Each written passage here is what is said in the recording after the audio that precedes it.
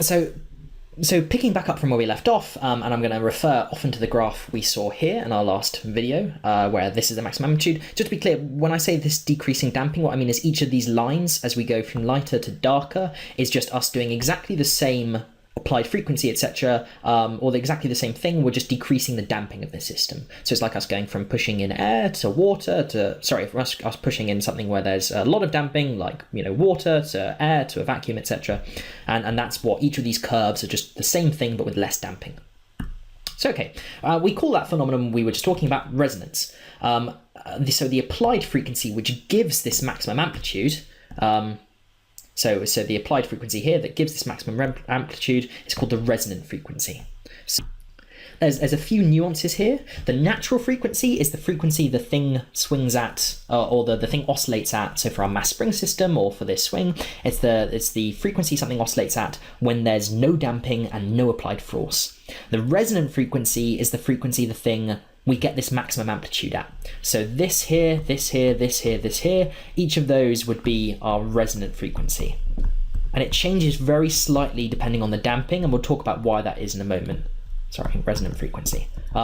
But it's very nuanced. It's not too important. If you don't understand it, don't worry about it. The main thing is that the natural frequency, the less and less the damping is, the closer and closer our resonant frequency gets to our natural frequency, as we can see here. If this line is our natural frequency, the resonant frequency, it's more and more close to the natural frequency as this damping decreases.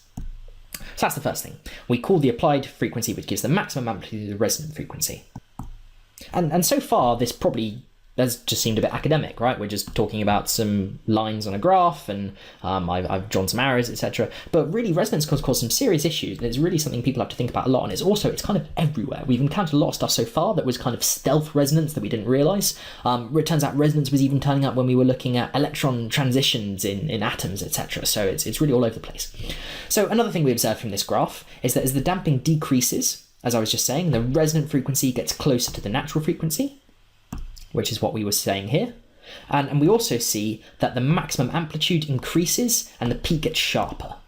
So as I was saying here, as we decrease the damping, this maximum amplitude increases. We get a bigger and bigger response. And we also see that the peak gets sharper and sharper. Here it's quite nice and shallow, then it's a bit sharper, then a bit sharper, then a bit sharper, then here it's really sharp. And if you keep doing this, you know, you'd get this ridiculous, like, very, very tall peak, really, really sharp peak. So that's another thing to notice too.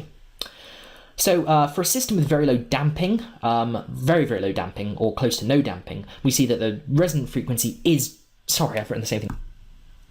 Hey guys, to continue watching this video and unlock hundreds of other super concise and exam board specific A-level physics videos, just click the Snap Revise smiley face.